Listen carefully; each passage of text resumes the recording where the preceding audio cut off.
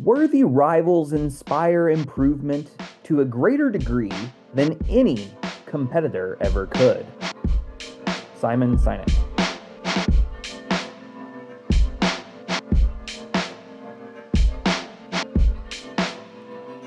Bending, Not Breaking. The Legend of Korra, Book 1. Episode 5. The Spirit of Competition.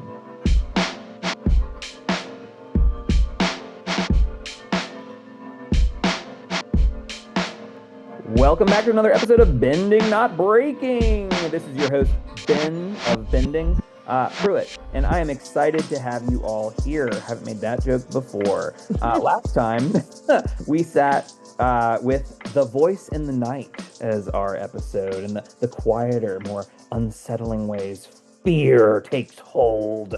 We talked about fear, how it doesn't always arrive as a clear threat. Sometimes it's seeps in slowly, isolates us, makes even the strongest people doubt themselves. And if you missed it, go listen. Highly recommend it. It was a good conversation. Today, though, we're talking about episode 5 of Book 1 Air, The Spirit of Competition. And the energy is different. Let's just say that. It's different. This episode is louder, flashier, more playful. But underneath, it's deeply relational. This is where all the tea gets spilt. So, it asks what happens when comparison enters the room, when winning matters, when being chosen matters, when someone else's success starts to feel like your own loss. It's just all kinds of rich with drama. And so today, all of our lovely co hosts will be diving into this through a lens of rivalry. Yes, a very loaded word these days. Thinking about how competition sharpens identity, strains connection, and, reveals what people are afraid of losing, kind of like that fear thing. Anyway, as always, we'll talk about Earth today. So if you're curious about our content and how you'll observe it and think about it through a lens of Earth, I invite you to keep that in mind, like we will. But for now, let's get started. This is Bending, Not Breaking. Hi, Wow. I everybody. think you should win some type of podcasting award. That was a great monologue to Think start. that you think that was worthy of a podcasting award? I was pretty good. I thought I was riveted. I just want to know if this is the episode that we get to have the heated rivalry like intro music happening Oh, as that's brilliant. the like I'll the tell Noah. techno part. I think that needs to like come in right after you do the rivalry like quote and stuff, and then there's that pause. Let's just have a little bit of that. Yeah, Slap Okay. shot noise in the happy with background. Actually, turns out this episode has nothing to do with the Legend of Korra. Sneak Uh, attack, heated rivalry episode. Sneak attack. What do they call that? Getting deeked. You've been deeked. Anyway, I know my hockey terms because of hockey smut, friends. That's how I know my hockey terms.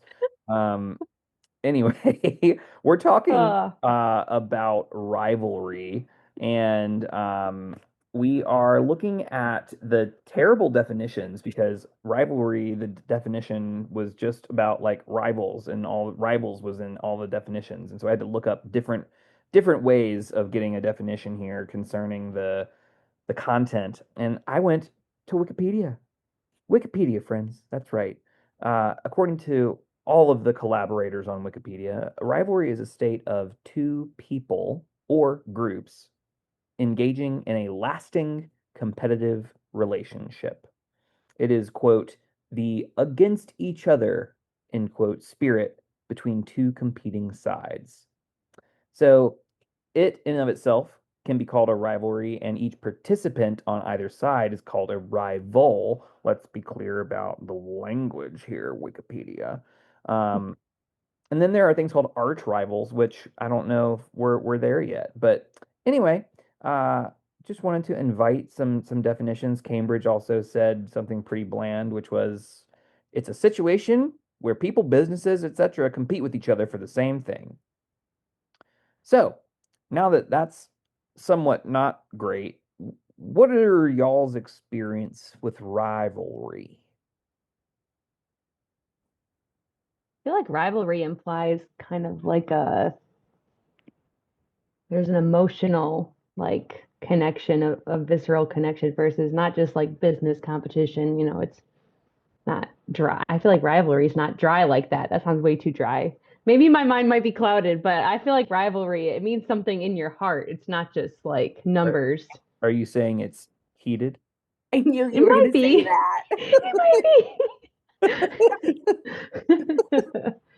Well, I Uh, was thinking the only time I would say something really has a rivalry, and I'm not a sports fan unless it is book form, but I was like, rivalry in sports teams is huge, even if you're not in the sporting world, right? So, like living in Michigan, Michigan State versus, U of M, or even bigger rivalry anytime we play against Ohio, right? Like these big, you know, This is deep-seated. colleges. Yeah, exactly. And then you don't even have to follow the sports to just know that it's going to be a heated and intense, like very emotional experience for those that are there because everybody is so invested in their team that they want to win, even though they might not know the players personally, but they like follow the school's records for like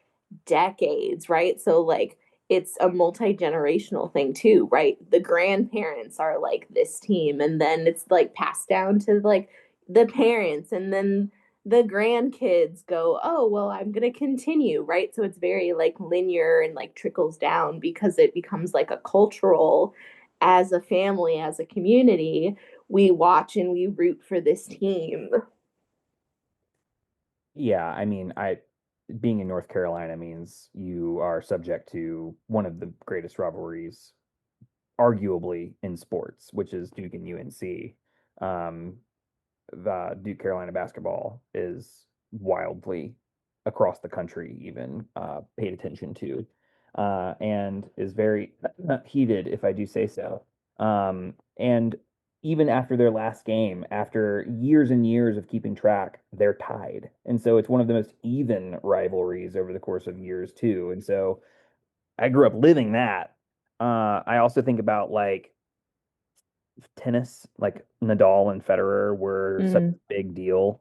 And I think part of it is what separates like uh enemies from rivals is perhaps respect is assumed, perhaps, right? Like there's so much mutual respect between Rafael Nadal and Roger Federer. And then there's between coaches, perhaps, a lot of mutual respect and a lot of, smack talk as well. But it seems like there's mutual respect there in a healthy, perhaps, rivalry. But I don't Mm. know. Yeah. Rivalry for me, it feels so multifaceted because, I live in Pittsburgh, and even though I'm not originally from Pittsburgh, I've been a lifelong Steelers fan. And just recently, the NFL season ended, and the final game of the regular season ended with the Steelers Ravens game. And those are divisional rivals that, it's a rivalry that spans decades. And the fact that it ended on a missed field goal by the Ravens kicker to decide the game, a lot of people say it's a game for the ages. But I feel like it's one of those games that when you watch it, not as either one of those fans, you can enjoy it more than if you are a fan. Because I know watching that game, I felt like it took years off my life. This is, And yeah, yeah. and it's also funny because the way people approach rivalries can vary differently. I know you guys have said that these are things that are carried between generations. So there are people that, like I will always say fuck the Ravens. I know plenty of Sure, Ravens sure, sure. fans, we're still friendly. There are plenty of people that have a deep-seated hatred for anything related to the Ravens or they couldn't be friends with Ravens fans. But I think it's so interesting the different approaches people take. But I also think it's interesting how a rivalry could, and I think we'll discuss it in this episode, it doesn't always have to be two-sided. Mm, There are plenty of times where rivalry comes about because of some innate comparison that an individual makes that then gets blown out of proportion in their head. mm, Or it could just be, as simple as, going back to the Steelers. When Tom Brady was the quarterback of the Patriots, there were so many times that we faced them in the playoffs and the conference championships, mm, and mm-hmm. we lost. To the point that it has, in a way, become a rivalry. Mm-hmm. But I would not be surprised if this is a rivalry that is weighted more heavily towards the Steelers and how they feel about the Patriots. I Mm, don't think many Patriots fans really think about the Steelers that much. mm-hmm. Yeah. This is how we feel about North Carolina State. NC State thinks that UNC is their rivals, and UNC is like, what? And so that's I think we could probably go on and on for the sports people that listen to this podcast. But let's go ahead and just, you know, stop at the peak of the fun and talk about the lovely episode of The Spirit of Competition. So we all know that everybody just watched the episode, and we are going to just dive right on in. No, no, wrong. Rahul You're already gonna do tried. I don't know what you're trying to do here. you're Uh, gonna do a 30-second recap. That's your job. all right. Well, kick me off. Haha, I have the timer ready. 3, 2, 1, go. Okay, so Korra's like pro bending rules, and then winning's amazing, and then emotions are rude. Fire ferrets are trying to survive the tournament. Tano being an absolute, trash hat. Asami's effortlessly cool. Mako's just there existing. Korra decides the correct response to all of 10 this is seconds. rivalry with Tano, Asami, Bolin's feelings with herself. It's chaotic, it's fun. Turns out competition doesn't stay in the 4, arena. Kind of 3, spills into 2, everything. 1, done. That's pretty good. Well done. All things considered. Which brings us to the episode. Like Korra decides the correct response to everything is rivalry. We are now competing. Anyway, without me taking over immediately, what is a point of rivalry you want to discuss? Hmm, where to begin? I feel like natural place to start might be Korra and Asami, which I think Ooh. is kind of a one-sided rivalry, at least for right now. And I think Yeah, it's especially funny to discuss, given that if you watch the whole show, you know where this rivalry ends up. hmm. Almost, it's not enemies to lovers, rivals to lovers. Yeah. Rivals to lovers. Rivals to lovers. Yeah, we have a new trope has entered the villa. Oh, that's fantastic. Yeah, and I was thinking as like watching this episode, obviously having like the big broader picture of like how things are going to play out, but there's still so many just like cringy moments between this. It's not even just a love triangle at this point, but like whatever this like Venn diagram of just teenage hormone emotions, and then just knowing that, right, we're supposed to have this like traditional like brother against brother going for the avatar, and then like the bigger picture being like, haha, you guys don't even know it's the end game of Korra and Asami. I kind of just love though at the beginning of this that like Korra is not even really on Asami's radar. Like Asami is just like oblivious to this rivalry, right? That Korra has kind of like, started drumming up since Asami's with Mako. So it just kind of that was making me laugh the whole episode because to Korra, right? She's like, we're in competition. I have to find a way to like, one up her or like make Mako see me, make him notice me. Like, what can I do, to separate myself from her? But to Asami's just living her best life. I think it's really an important point because how often do we get a narrative in our head that says, "Oh, we're competing for this," and it's and then we beat ourselves up, and we're the only person beating ourselves up, and the other person isn't even like when we win, they're like, "Oh, cool, good for you." They have no idea that we're in this like state of mind, and so I don't know. I feel like there's uh a weird source of, I guess, energy that comes from choosing to name something as a rivalry. Like even from the pro bending perspective, right? Not even from the relational perspective. There's a like there the crowd has energy. The crowd is interested in this. There's uh a positive influence on like I'm feeling adrenaline, I'm getting amped up for this. I'm it's motivating. And so when it comes to the relational side of it, I don't know that I sense the same kind of energy. I sense more of a like self-critic.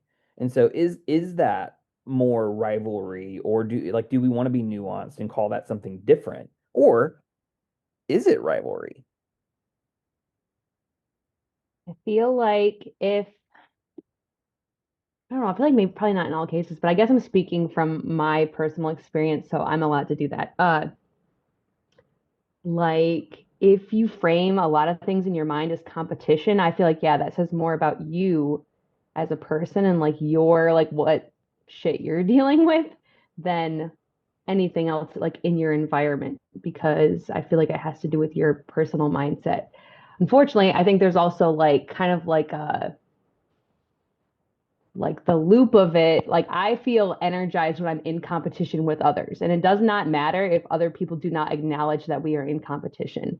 Does not matter for but my creativity and like my motivation and my output will increase significantly if I believe that I'm competing with somebody. Even if technically that somebody is just myself, but in my mind, right? But I think, yeah, like you said, Ben, it has more to do with like self criticism and like perfectionism than it has to do with like a relationship with another person. I mean, what I'm hearing from you is that the answer is yes. There is an element of motivation from rivalry. Yes. And even if it's one-sided, you still feel that way. Interesting. Yes. I mean, Usually. I mean, unless the person's maybe like, I don't know, like being mean to me, then it probably would be more of a source of anxiety. But that's why you keep your rivalry secret. Everybody knows this. Yeah. mm, I feel like rivalry could inspire greatness in some people, but it can also be kind of a like a vacuum of joy Ooh, for other things. Like I'm also thinking about, I don't know if you guys watched the movie Challengers, where it feels kind of like an inverse of like rivals to lovers in a way, where it's about this tennis duo that have such a strong synergistic relationship that then get torn apart because they end up having competing feelings for Zendaya's character. Um, and you start to see understandable. how that competition with each other and how that splits them as individuals and how that also changes their relationship with tennis. And how in each of them it feels like it kind of removes some of the joy of it. And I feel like that's so interesting how, for some people, the sense of rivalry can cause them to skyrocket in potential because it gives them something more to push forward to. But in other people, it can almost isolate them entirely from what, got them into the game in the first place. So I want to pick this a little bit apart. I'm hearing you describe rivals and competitors in the same way. And I'm curious what the difference is. Because from the definition that we got, which was again sorely lacking, but where two things, people, not even two, are competing with each other for the same thing. And that is by definition like a competitor. So like are they just synonyms, or is there something different for us to kind of lean into? Because I guess I'm curious, and that's not coming from a place of let me tell you. It's coming from a place of I genuinely want to figure it out.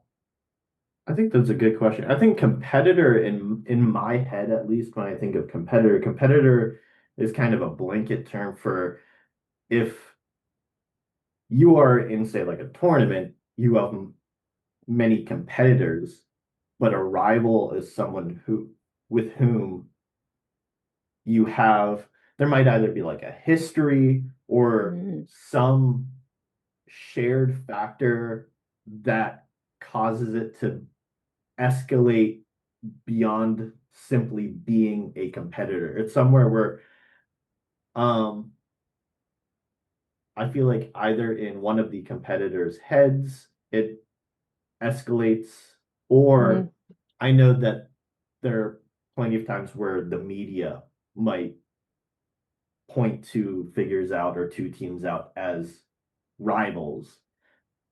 And, they might say, like, oh, I never really thought of it that way. But maybe.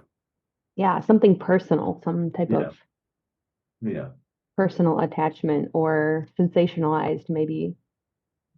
Well, I mean, let's use that as an example, shall we? So in this episode, we have Tano, who is this uh, by Bolin and by Tano, um, created to be like, don't make eye contact, stay away, bad news. And then there's this intimidation. I'm gonna walk over and stand really close and taller than you and make you feel small. And there's a little bit of like this trash talking that leads to Korra being like, mm-mm, you're the one that needs to go down here. And so there's this relationship that begins where it's like, hey, this is now personal. And does that become rivalry, or does this just become like you are my nemesis? I am wanting to end you and make you, because I play Ark Nova online all the time, which is a board game highly recommend if you want to play with me. I bet you can find my connection. But it's a lovely, lovely board game where someone stole a card that I wanted, and then I proceeded to smother them because I was very angry. And so, does that mean they were my rival, or does that mean that I rightfully punished them for something that they knew they shouldn't have done? Which is like, That so. sounds pretty heated. So when does rivalry come up? Like again, it seems like there. I think what one of the things Rahul said was that it needs to be. I think it needs to have some length of time to it. I don't think it's like a one-time thing. And that was the only one game I played with this person.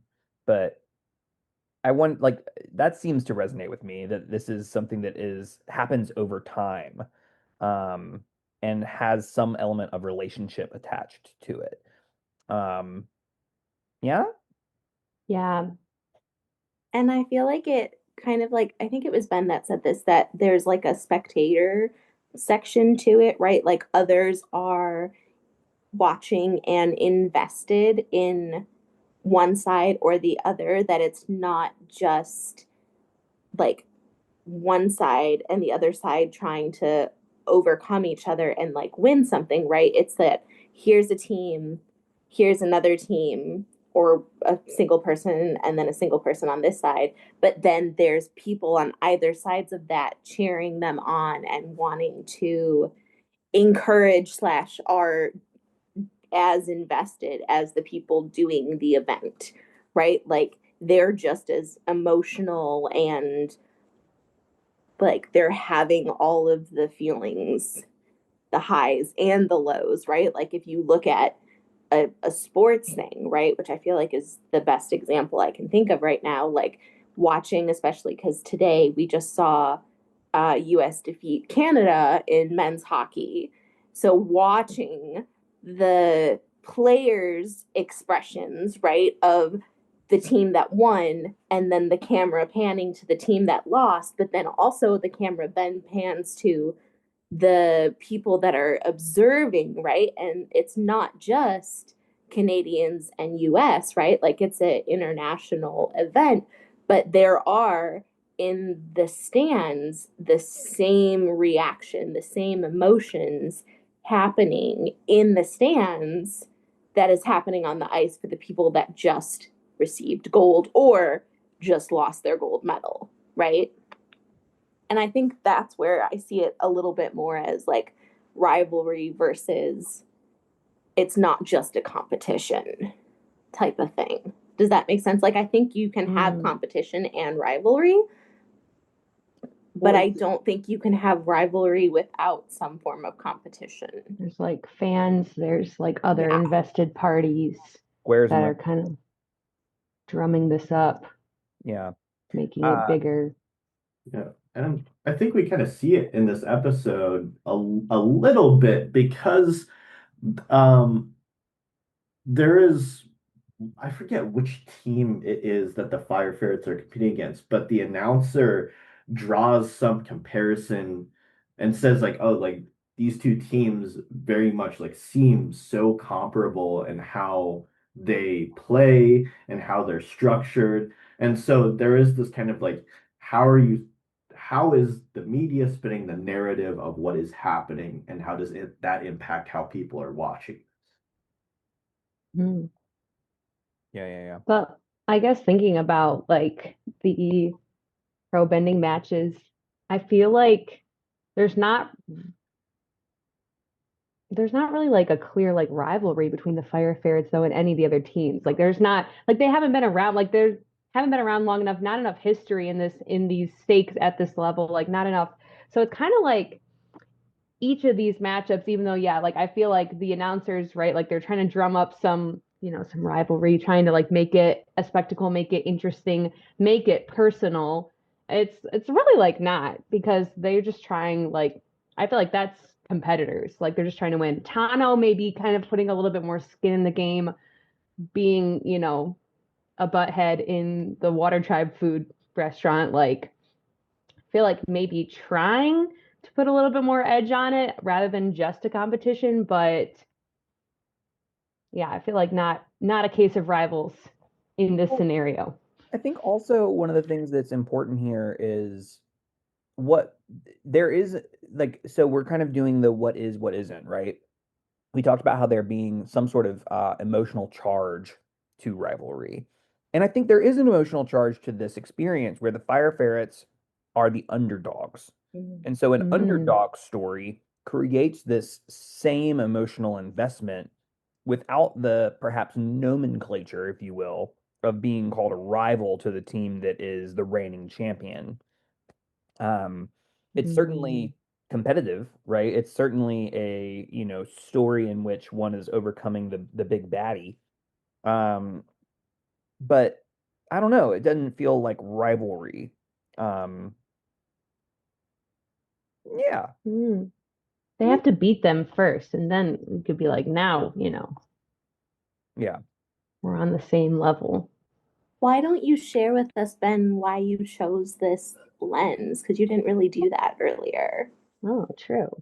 Oh my God. I'm so glad you asked. It was called The Spirit of Competition. And, you know, this is a fun little experience where uh one of the things we didn't address in the intro is sibling rivalry. Mm. Mm. As one of 7 children, I can attest to the one-sided feel of a rivalry, where I feel it's a rivalry, and my older brother is like, "You're a little bug that I'm going to squish." Um, and so, like, I feel like I'm always competing with my older brother, and I'm gonna win, and it's, but maybe not from their perspective, but there's a sense of rivalry. And that has evolved over time as I have been more and more capable than I was when I was 7. But uh, that also, let's be real, talk of the town, heated rivalry. It's no laughing matter. It's real. It's big. It's important. It's heated. It's utter supreme cottagecore. Um, pun intended. Anyway, I digress just a little bit. Um, so back to the episode. Now Sorry. I just keep thinking about heated rivalry. Okay, sorry, let me just Yeah. snap out of it really The quick. fire ferrets, right? They are on a team, technically united. Over the course of the episode, we sense more and more tension between the three of them. And uh a, surrounding Korra, Mako and Bolin have a riff, Korra and Mako have a riff. There's riffs amongst the crew. Um, do you feel like we don't necessarily see it, but we see how competitive Korra is from episode 1 and showing up and saying, "Yeah, I can do it." And there's this genuine desire to train and get better and be good. And I imagine that is like who's going to be the best on our team, much less who's going to be the best against other teams. Um, do you feel like any of the strain had anything to do with inter-team rivalry, or was that just inter-team drama? Hmm.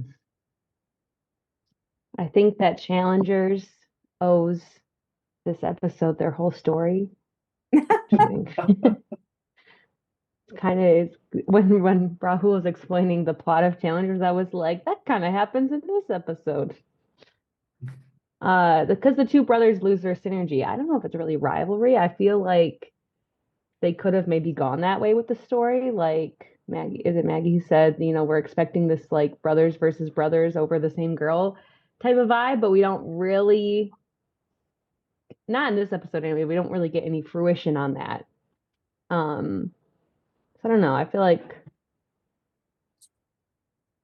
I don't know if it's rivalry, Well, inter-team I think rivalry. we do get it. I just think we see a really healthy response to it.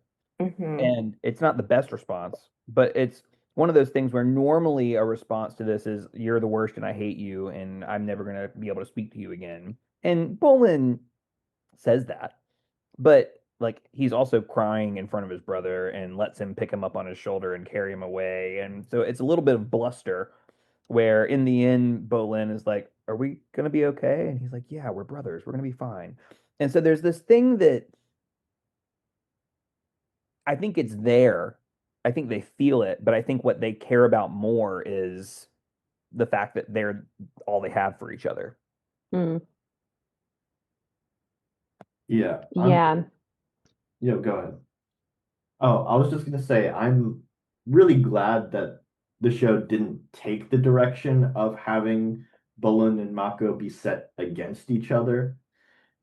Uh, and what I feel like we see that causes the team to kind of fragment in some of the games is not as much like rivalry where there is some beef in between team members along the same topic, but rather there's something going on in each individual team member's head Mm, around obviously the same issue, but is something that is wholly unique to that individual. Like Korra is off balance because she has this, she has feelings for Mako. She's jealous of his relationship with Asami. Bolin obviously has feelings for Korra. He sees her and Mako kiss. Mako is kind of just confused about everything. But Story of his life, right? He's just yeah, um, He's still wondering why these things happen to him. yeah, yeah. And as like a side note, there is kind of an interesting mirror moment in this episode to season 3 of Avatar: The Last Airbender, where Aang slash Korra makes clear their feelings for Mako slash Katara as Mako slash Katara are explaining. Korra slash Aang go in for a kiss, and then Mako and Katara are like, "Whoa, I said I was confused. Like, what's going on?"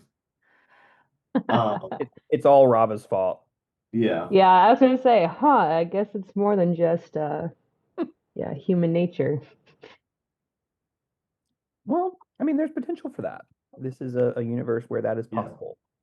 Um, I have yeah. to make the same mistakes as Avatar Roku? No! Maybe this just boils down to rivalry between Rava and Batu. I don't know. Mm. Stay tuned to oh, season oh 2. my gosh, the deep cut. Look at that. There is no free will. There is only Rava and Batu. That's all. Yeah, Oh my gosh, Korra, the if longest rivalry. Korra had to kiss Mako because of Rava and her desire to overturn Vatu. Yeah. Listen, high emotions competing for the same thing.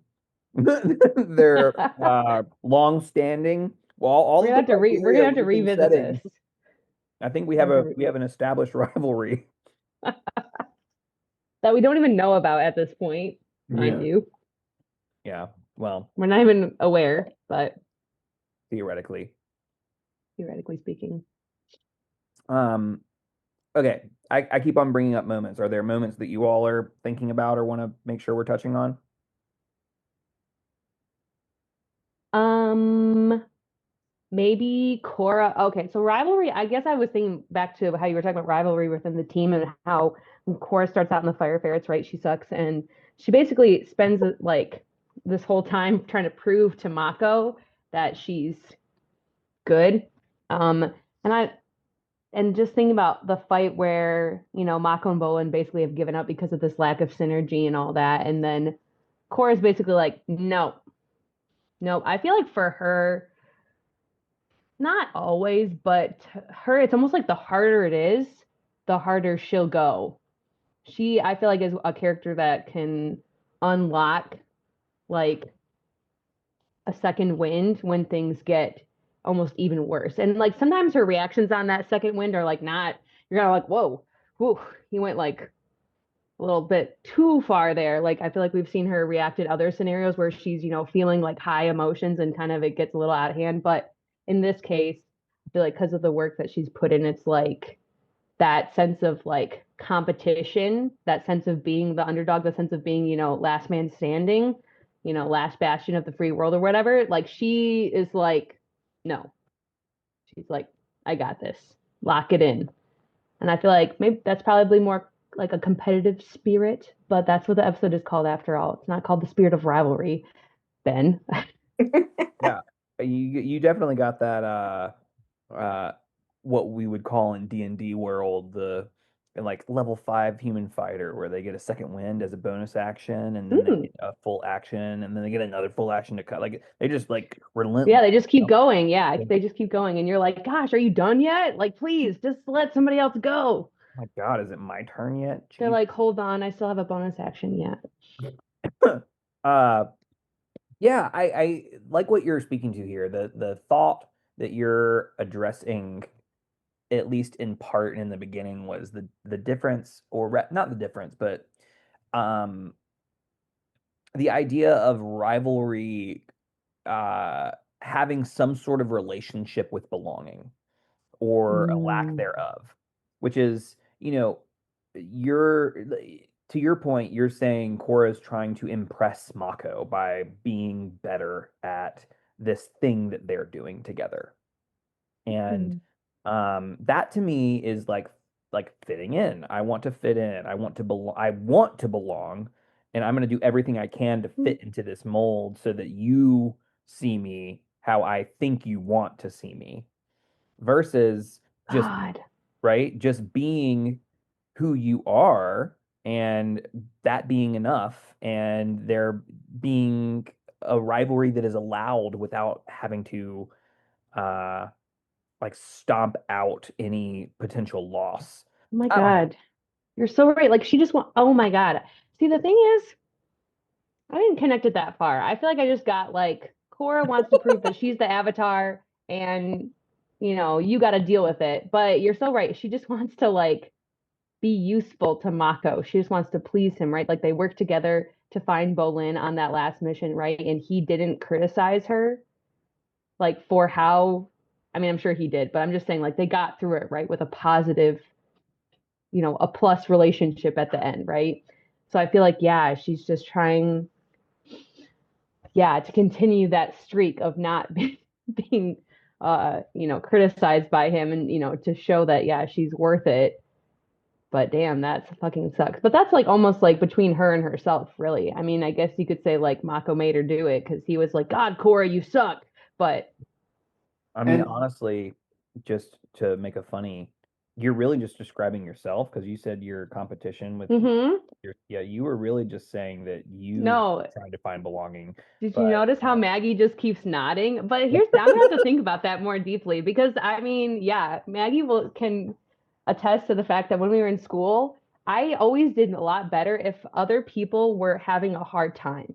If other people have a hard time with something, I am automatically probably gonna be amazing. It's like amazing at it. It's really weird. huh, Or if I sense that like I can be the smart one in the room, yoink. I feel like there's also an interesting comparison with how Bolin approaches his desire for a relationship with Korra, because he feels the need constantly to point out where they're similar to try and like Mm. justify like, oh my God, we're so good together. Like we like the same things. You know, like I feel like he's so healthy in that. I feel like I think he's on defensive the whole time though. He's like, love me, Aw, love me. Look at all that's yeah. the things. true, but Look at all these cool things. at least he's not being like, well, I'm like so much cooler than Mako, At least he's not like, I don't know, trying to bring other people down to like make himself look good. That's season 2. We're gonna get there. Yeah. There's time, there's evolution yet to happen. Nuktuk. Oh God, I literally was thinking about this. I was like, oh, Bolin, you're so innocent and soon to be corrupted. But I think that's interesting, right? I mean, like thinking about how this episode in particular is very teen drama. This is a teenage wasteland. This is it. And it has all the cringe, right? It has all of the Yeah. cringe. And so uh there's a little bit of the competition leading to this sense of impulsivity. And case in point, the kiss. But like outside of that, like there's more to it. There's just the cheating, right? Where Korra, out of anger, gets to the point where she's like doing illegal moves in the pro bending match. And so it's leading to this like again this impulsivity, and I don't know like does rivalry lead to that or does an unhealthy sense of competition lead to that? Because again, all signs point to rivalry being a positive influence, whereas competition doesn't always have that nuance. And so I'm curious. I'm curious. I think touching on what you said all the way at the beginning about respect being a factor in competition, and I guess respect between rivals, or between competitors, respect for the game, respect for, people's humanity, maybe. So I feel like that can be a factor in how, whether it's perceived as positive or negative, or what effect it has on you. Okay, so the other thing that comes to mind for me is the fact that Korra in this episode is kind of set on this path in part because Pema says she talks about her relationship with Tenzin, and I love Pema. She can do no wrong. It Agreed. is kind of messy. It is kind of messy. A little bit But of context could have yeah, Her whole helped. relationship was so messy. Are we kidding? yeah. Um, but Korra, I feel like at the beginning of the episode seems kind of like, what do I do about this whole Mako situation? And it's not really until Pema puts the idea in her head, she's like, I can win him. Um, Yeah. which, uh, Well, I think the difference is Pema saying, speak your mind and say, speak your truth, and you gotta risk it and put yourself out there is very different than I have to win him, which yes, is how she absolutely. interprets the the information in Yeah. the Yeah. conversation, right? I think that there's a little bit of because it's Korra, Korra hears that and is like, oh, I'm the avatar. I can do whatever. I can compel you to love me. I think, there's a little bit of that. So, Yeah. Mm. Yeah, I was just thinking about how, yeah, Pema sets off this, yeah, Yeah. chain of events that she doesn't even realize because she was just like, yeah, that's just what I did. I'm like, well, that's you. And I You guess probably should have said that. an interesting follow question to this is how much do you guys think entitlement feeds into rivalry, especially one-sided rivalries, where it Mm. is more blown out of proportion in one party's head? Think Korra and Asami, where one party gets in their head like, oh, this thing should rightfully be mine, but it belongs to someone else.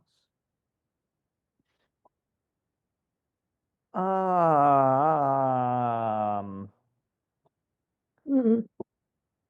Some people would say that's what makes people winners. Kelly, I think you and I need to have a private chat about. I think you and I need to. You should step into my office. Uh, That's what I think. I'm just saying some people think that's what a winning spirit means. That's what it means Yeah, to like you must believe that you are the best. You must believe that you deserve to win. You must believe that there's no other choice, there's no other option except you. Some people believe that's what it takes I to be agree. a That makes winner. me think of Little Miss Sunshine. The dad's whole character in that movie is like you're either a winner or a loser. if you're Yeah. not first, you're last. Exactly. Yes.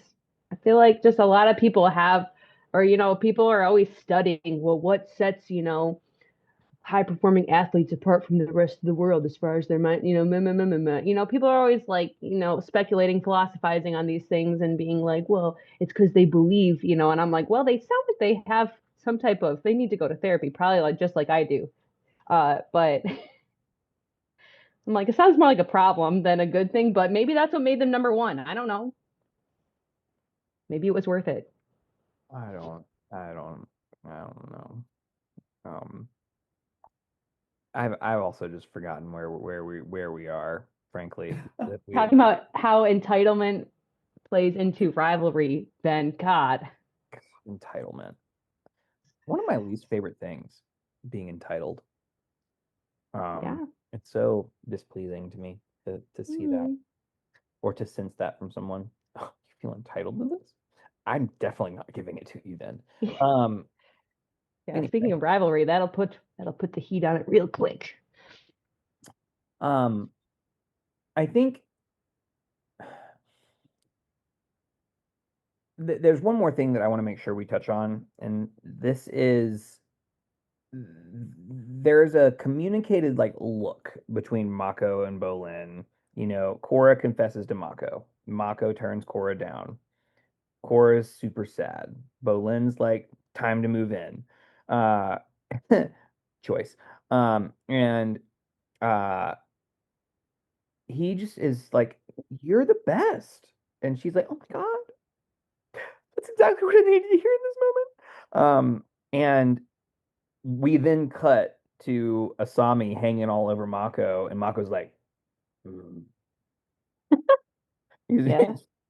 And so there's this weird sense of I wonder if entitlement's playing a role there where like I want to have them both love me, but I want to be able to choose versus like I want to have this person like on a leash for when this thing inevitably goes south. And so it or things along those lines where that's a trope in so many books. But there's this weird sense of like rivalry being there out of a sense of greed or like and to your point were a little bit more generous earlier when you called Mako confused, which I think is appropriate and more generous.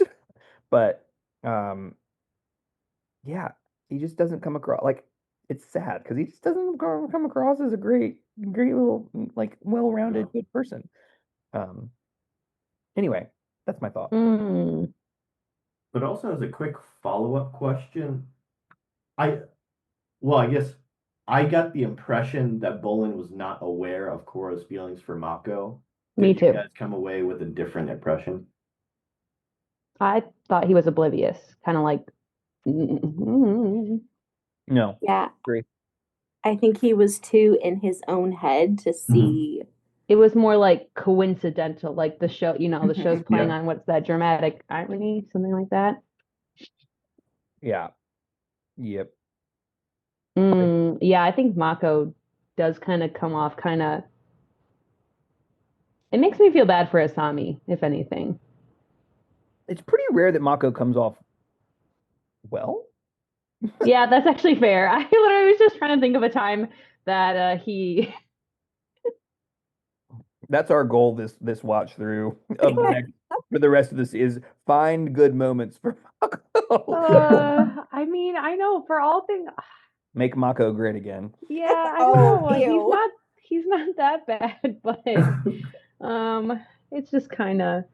It's like he's playing the part with Asami. Like Asami expressed interest. He's like, well, why wouldn't I? Like, why wouldn't I say no to that? It's like, well, what do you really like about her? Yeah. Okay. I can name a few things.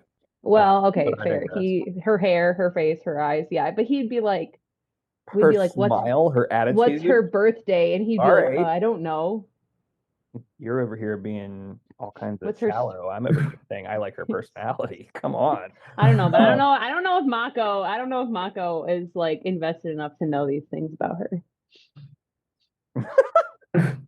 uh, Anyway, are there any other moments of rivalry we want to make sure we touch on in the episode before we transition? Really quick before we move on, I know it's not really touched on in this episode at all, but we brought up sibling rivalry. I feel like we I should did. point out uh Tarlok and nARK, aka Amon. Sibling rivalry there, whether they know it or not. Um, and I mean, there's not much to talk on now, but we can revisit it. I mean, if you want to talk about sibling rivalry, why don't we just talk about Iki and Janora over here? Like, oh my God, that dreamy firebender. Let's jump into a volcano. I just can't Oh, believe that they're bringing this up. Yeah. the And love also amongst later on the when dragon quote, so good. The little toss up to that. Oh, Yep. yeah. the deep cut for the Atla fans going, oh, Yes, the fantastic. classic text. Yeah. And later on, I think it's Iki that tells Asami that was like, oh, do you know Korra likes Yes. Mako? Yes. Yep. Instigators. Ooh, Yeah. they are They're little imps, little devils. stirring the pot. Um, all right. Ding, ding, ding. We have reached the end of this segment. Please proceed to the next segment for the rest of the podcast. Welcome to Twee and Law, where we are talking about what pushes us away, what pulls us in, as we constantly strive for balance. There are several moments that could go either way for everyone. So where shall we begin?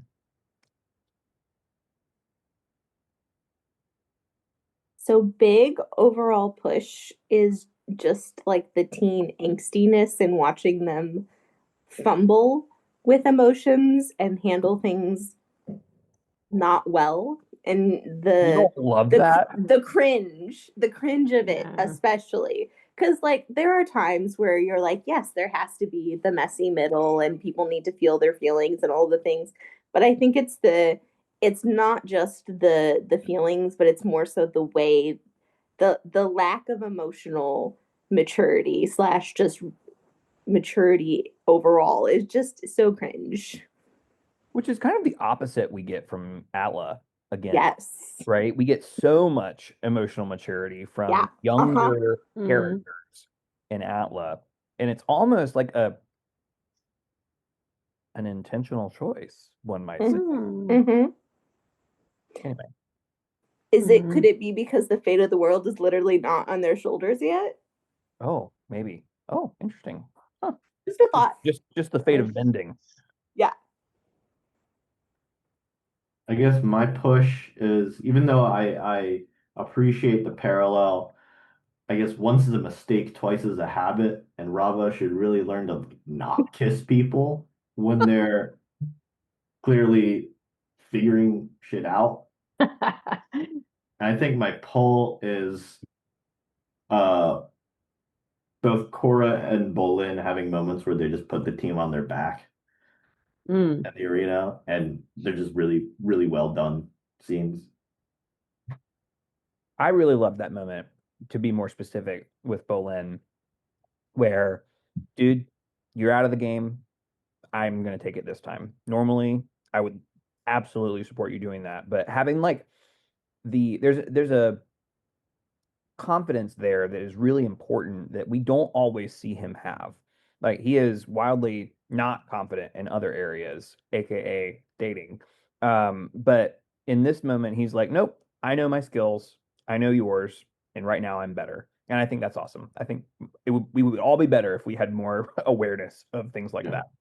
And I feel like there's just a wealth of moments where Mako and Bolin, I feel like whether they're aware of it or not, bring that greatness out of the other one. And this time, like Bolin, I feel like his primary motivation is like Mako's clearly not in it. So it's maybe not even a case of like, I know I can do this, but it's like, I need to step up because my brother is clearly not in a space where he can. And I feel like they have this kind of push and pull, between dynamic between each other where they know each other so well that when the other isn't doing as well, the other can step in, whether or not they have the innate confidence to do so or not. Here, here. Mhm. I think my push is Mako asking Bolin what he thinks of Korra as a wait, no, or the opposite, whatever. That conversation in their apartment between the two of them and then both being just like, I was like,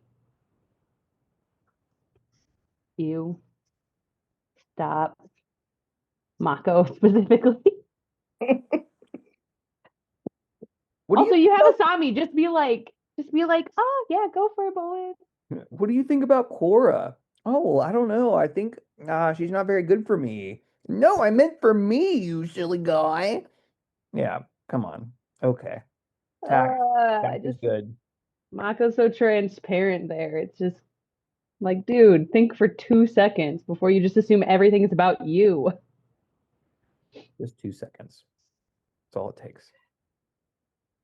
I don't know what my pull is. I really like Denora telling the story about the woman throwing herself into the volcano. I love that. I love a classic romance woman kills herself at end of story. Uh, because it just makes me mad. But I don't know, it's just like something about that. But I also really normally I really hate the like I don't know, the like retro kind of like announcer voices in this show, but the guy who every time they had the still image of the guy and he was going like this and he was like round two. I kind of liked it this time. Wild. It's kind of it was giving like anime trope kind of like the way that there was like that still frame and it was like anyways, it's hard to explain. I'm sure that there are listeners who know exactly what you're talking about, for sure.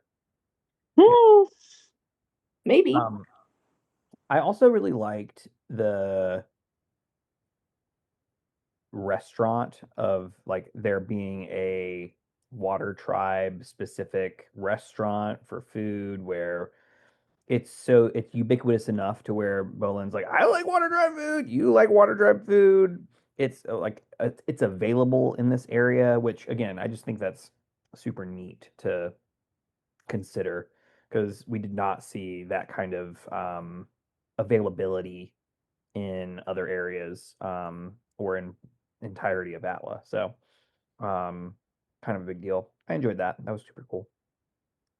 It shows how much the world has progressed since Mm-hmm. that. Or like also just thinking about like how much did Aang like was that specifically Aang or like the whole original crew being like, okay, like because food was always such a like communal thing with Mm-hmm. Sokka and Katara, where they like, okay, we got to make sure that in Republic City, the different foods are here for those who can't travel or those who have left their, tribe and are really missing those moments of familiarity and comfort and all of those, things and that sense of community.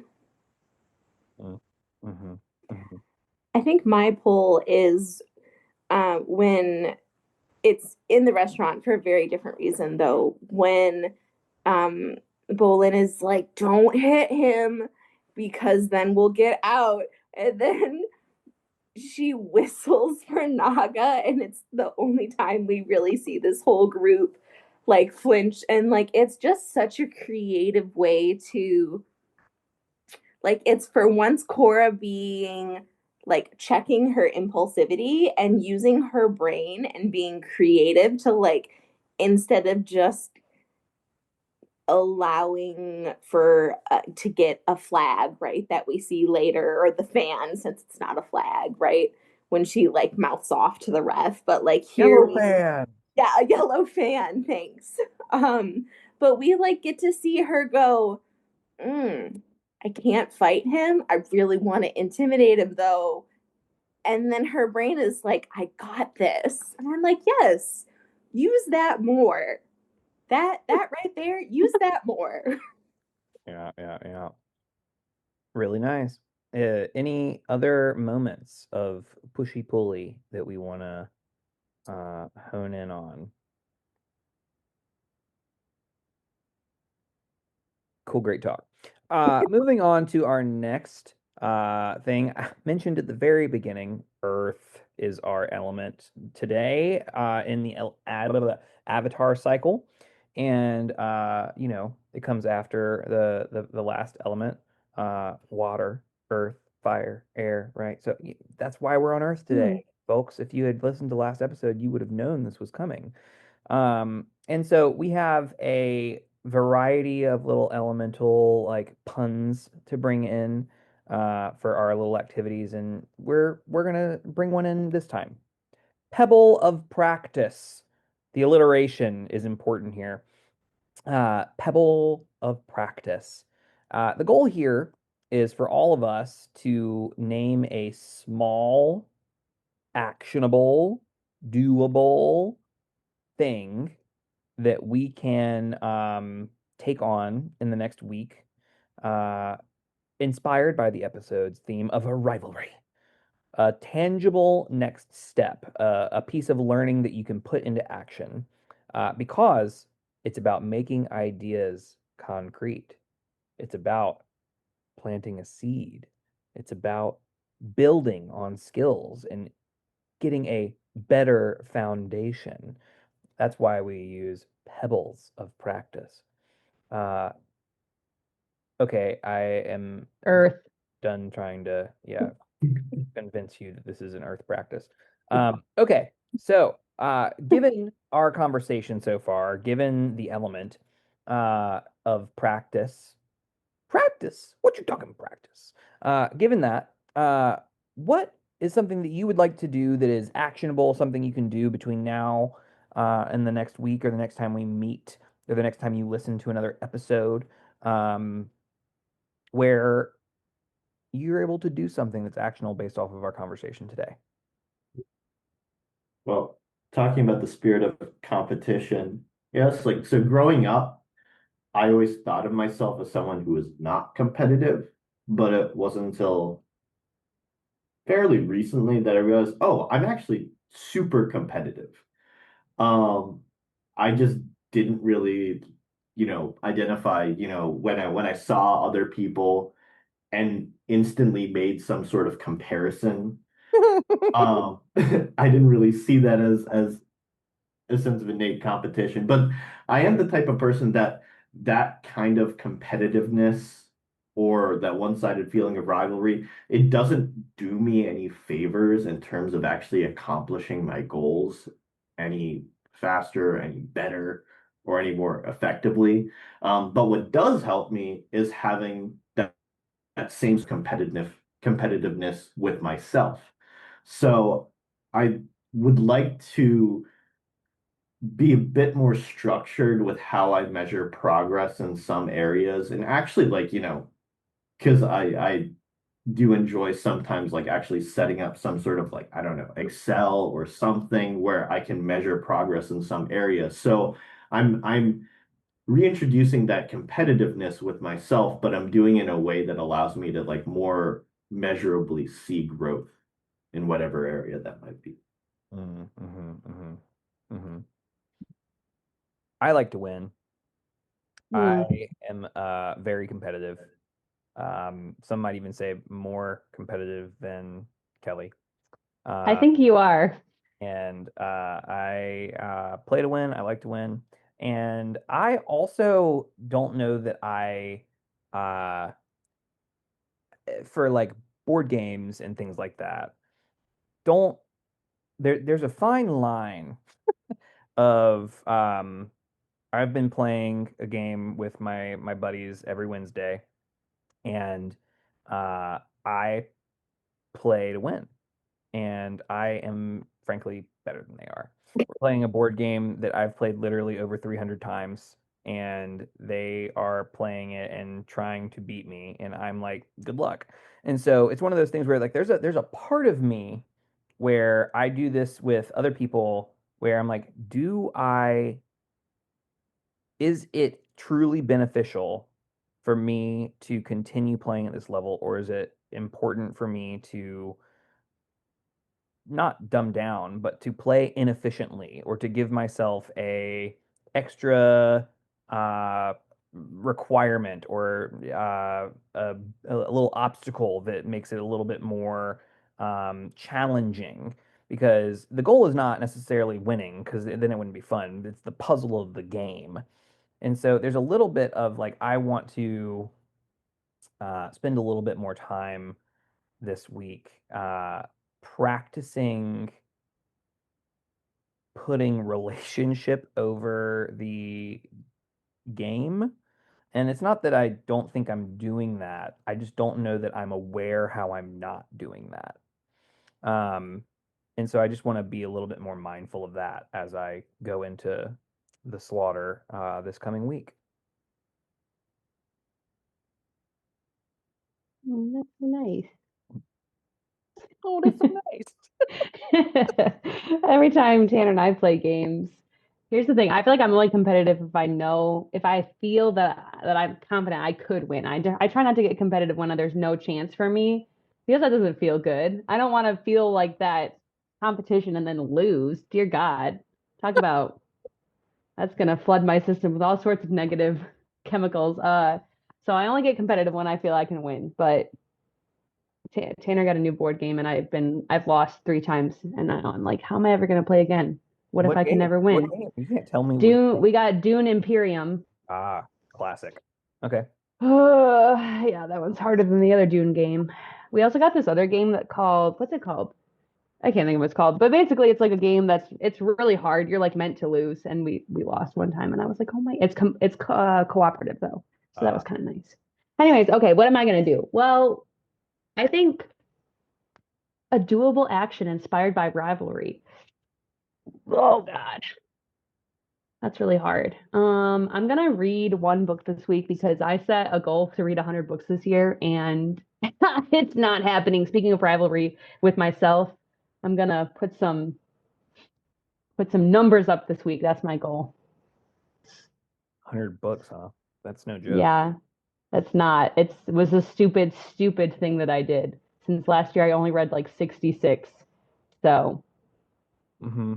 But it's because you achieved your goal and I then know, you but who goes from 66 to 100? Only a dumbass.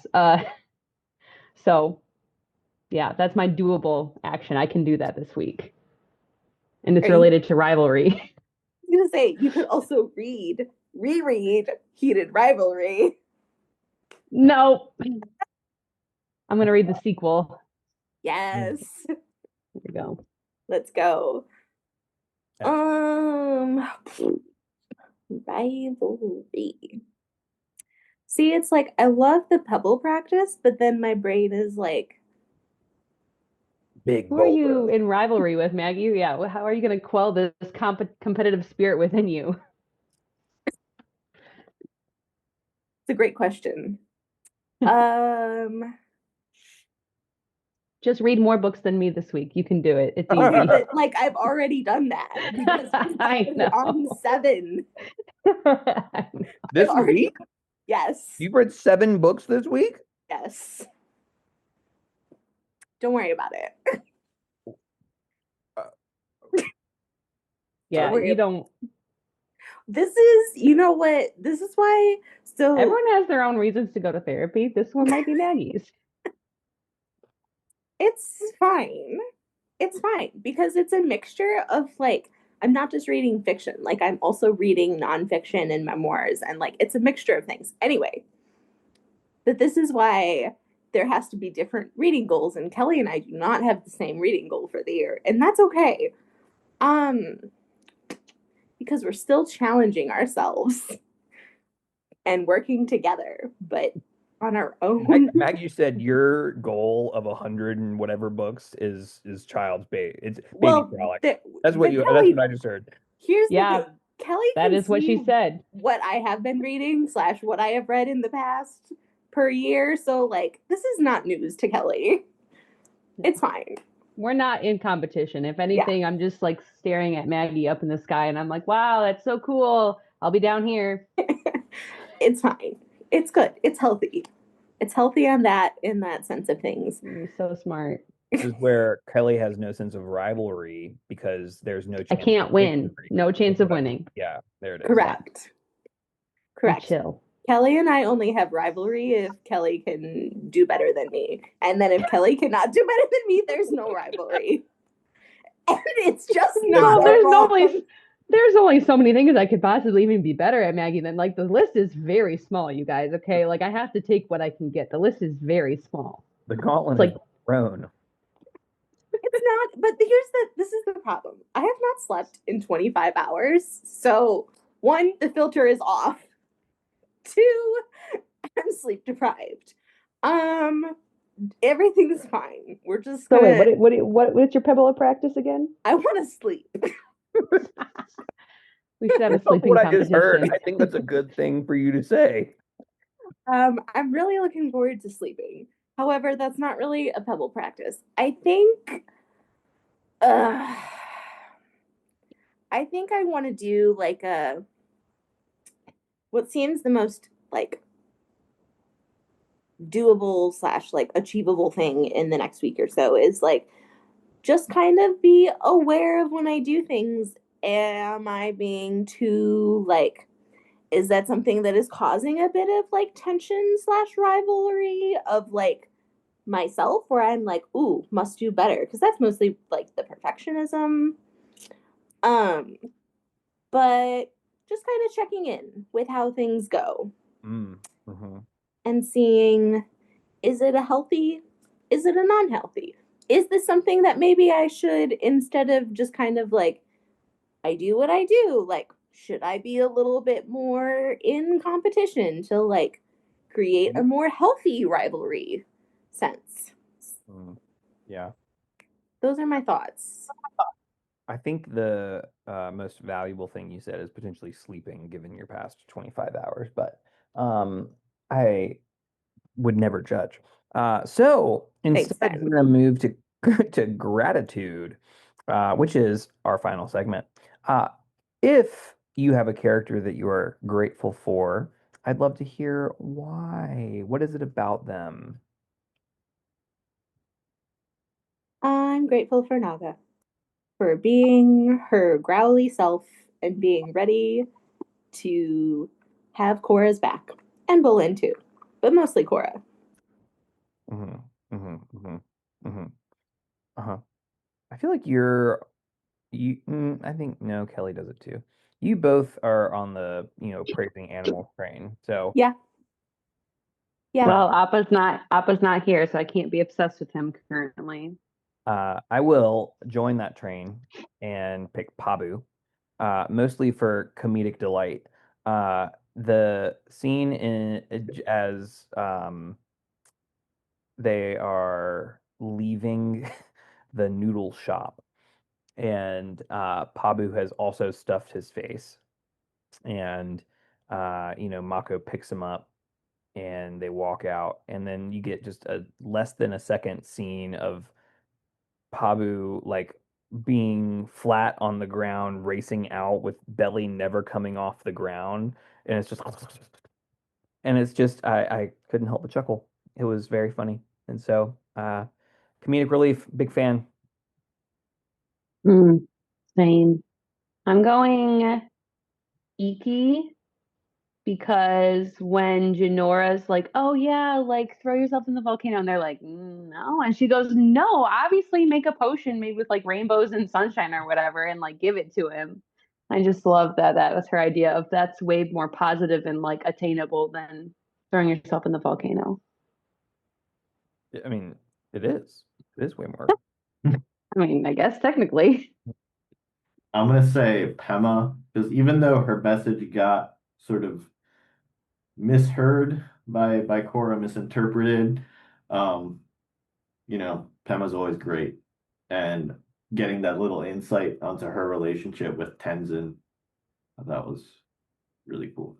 Even though we don't know it's Lin yet, you know? Well, I think part of what the fascination here with Pima is that it's like you're it's almost like the sense of when your teacher starts to tell you things and all of a sudden you're like, oh, you are a real human being. You have a whole history where you were bad. Oh my God. You aren't just a rule follower curmudgeon. Not that Pima come across that way, but it's the same sense of like, ooh, I'm getting some of the goods. The juice. Yeah. Yes. I feel like some of it is also the fact that, when we're going from The Last Airbender to The Legend of Korra, in a way we kind of skip a generation, Tenzin hmm and Kaya and Pema and Lin, their generation. So we're being just in bite-sized chunks given this sort of lore about their history as teenagers, which we saw that for Aang's generation. We're seeing that right now for Korra's generation. But it is so cool to get these little glimpses of what their childhood was like. Mm. I think there's a new comic coming out like soon that's focused on Kaya, um, which is I'm pretty eager to read that one. I think out of all the ones that have been coming out recently, that one seems the most interesting. Um, which, if you didn't know, they're still coming out with more comics. Uh, for people who are listening and curious, turns out that is part of what Avatar Studios is doing. So um, proof that they still exist and things are still happening, I suppose. Uh, Yeah. cool. All right, friends. Well, that has brought us to the end of another episode of Bending, Not Breaking. We have been pleased to have this conversation, and I hope that you enjoyed listening to it. And if you didn't, sucks for you. All right, until next time, be well and do good.